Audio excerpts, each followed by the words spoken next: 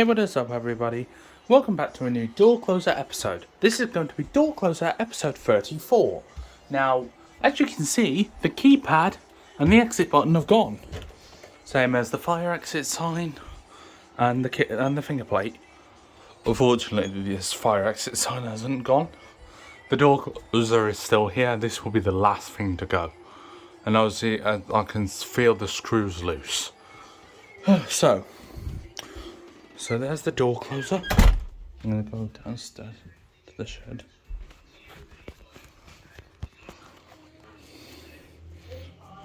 I'm going to go down and I'll be back with you in a minute. So, there might be something different to the shed.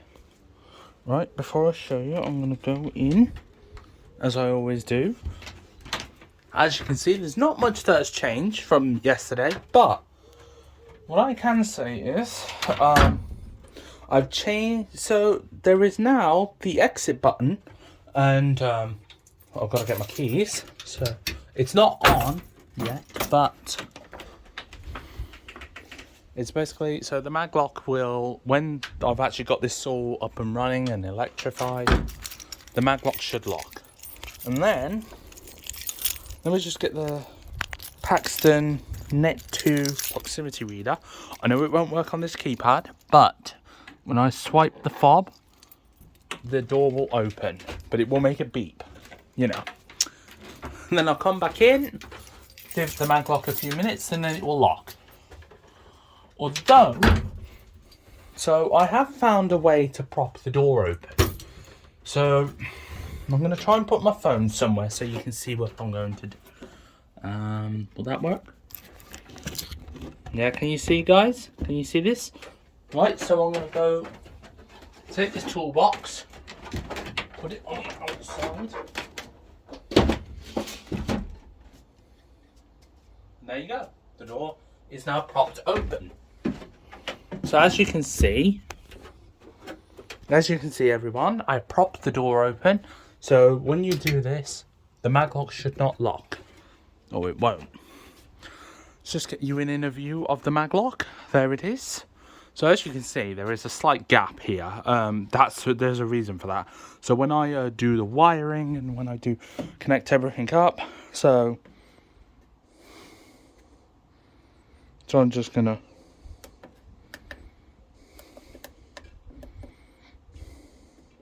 right. So yeah. So the maglock, if it had power, it would have descended. It would have desactivated. Obviously.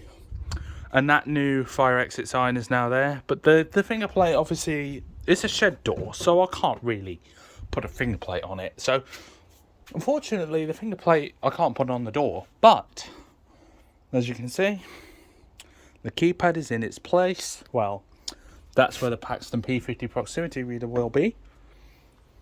In the exact same place as where that keypad is. So, once I remove this keypad again, once I remove the keypad again, which it is, so obviously what I've done is, to add a little bit of security, I put a screw into the bottom of it. It's not the proper screw, but at least it secures it to the shed. And it secures it to stop it from being taken.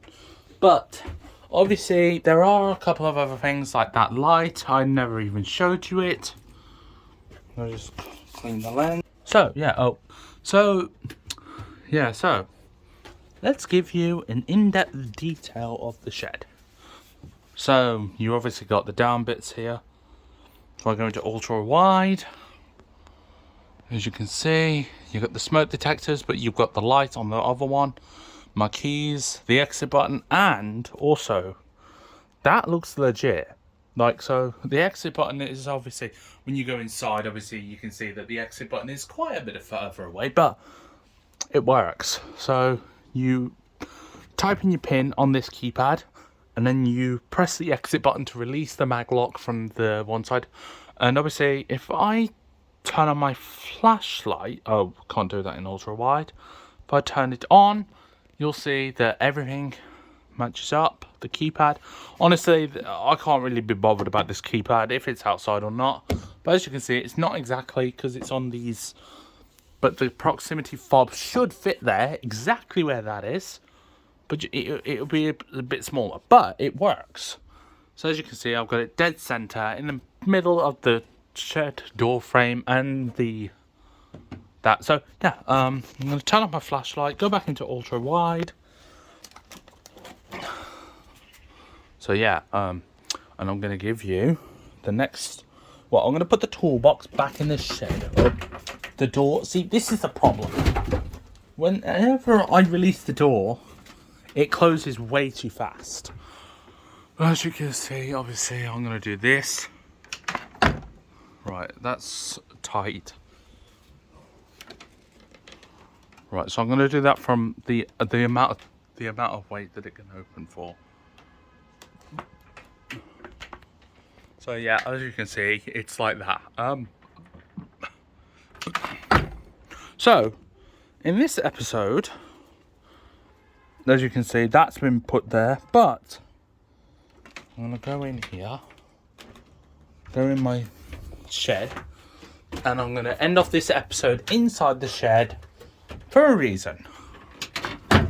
But as you can see, this light will not be the temporary light.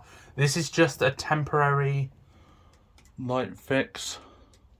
So it's not actually going to be the main light in here, but I am going to turn it on just for now while I'm in here. So I have been busy. I've done a lot of stuff. Well, if you count. So I think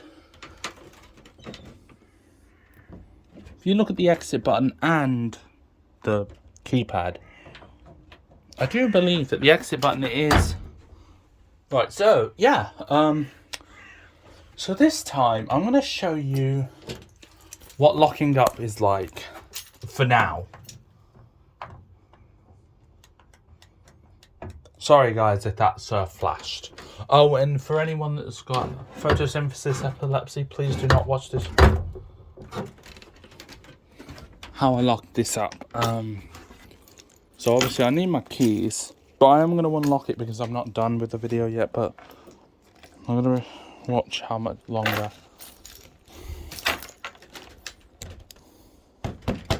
There you go. Right, so I'll show you how I lock this thing. So wait, watch.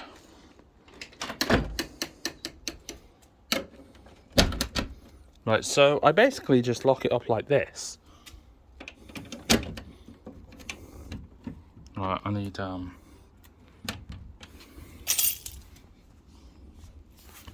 two hands to do this, so I'll put the phone down there, and I'll show you how I lock up this shed. So I basically go like that, and it's locked. And then basically, you got the keypad